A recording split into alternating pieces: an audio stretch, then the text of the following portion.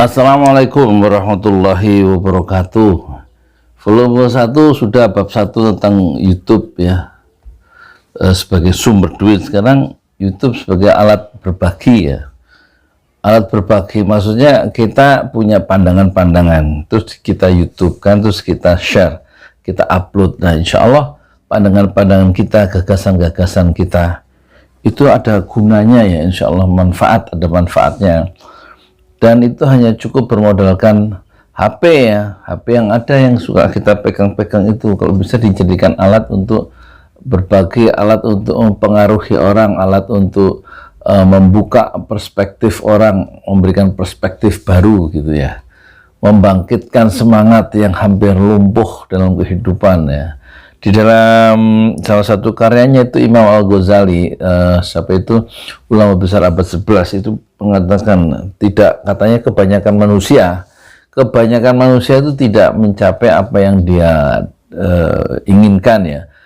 Kebanyakan manusia tidak mendapatkan apa yang dia rencanakan. Jadi ternyata dalam hidup ini menurut Imam Al-Ghazali ya, yang pengarang dari kitab Ihya Ulumuddin, hanya sedikit orang yang berhasil mencapai apa yang dia cita-citakan. Makanya hidup itu tidak berjalan seperti apa yang kita bayangkan. Hidup tidak berjalan tidak seperti yang kita inginkan, tapi hidup berjalan seperti yang kita jalani saja. Dan menurut Al-Ghazali hanya sedikit orang yang mencapai, yang sukses ya, mendapatkan apa yang kita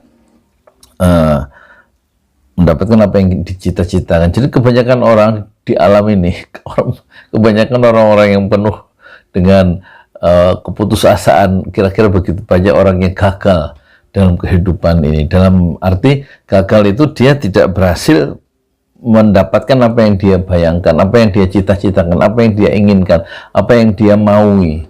Ya, di sini kita sebagai YouTuber itu mencoba ya, menjadikan YouTube untuk menyemangati orang, membangkitkan semangat orang. Hidup itu kan begitu aja isinya, penuh dengan orang-orang yang gagal. Coba kita lihat kalau di kampung kita ajak omong 10 orang misalnya, hanya 9 orang, bukan 9, kebanyakan orang 8 atau 9 orang ya, itu menceritakan keluh kesahnya, menceritakan masalahnya,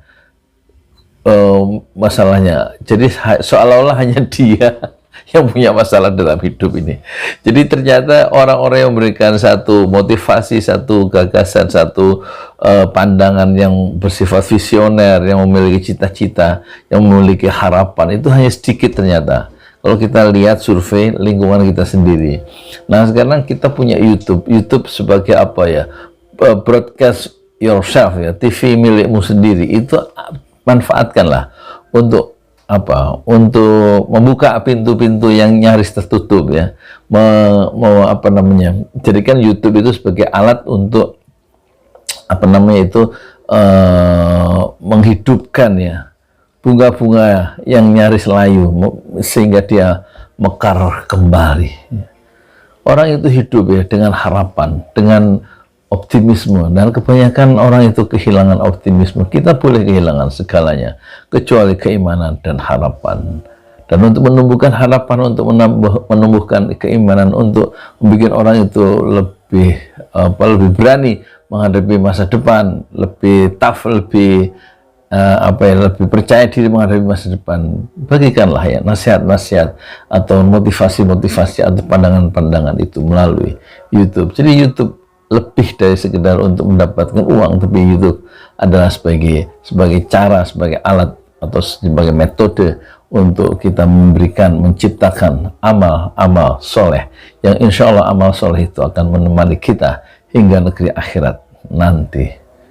Karena hanya amal soleh dan pahala-pahala itu yang akan menemani seorang YouTuber sampai dia mencapai kaki kuburan. Yang lain pulang, teman-teman pulang, haditolan pulang, harta juga tidak ikut sampai kuburan, tetapi amal soleh itulah yang akan menemani si mayit sampai ke negeri akhirat. Dan itu bisa dicapai oleh seorang YouTuber yang sudah menjadikan HP-nya, menjadikan kameranya menjadi alat untuk berbagi melalui YouTube. Saya Yudi Pramuko, Tuan Doran dari Parung, YouTuber tertua di semesta. Fasbir sabran jamila, bersabarlah dengan kesabaran yang indah. Assalamualaikum warahmatullahi wabarakatuh.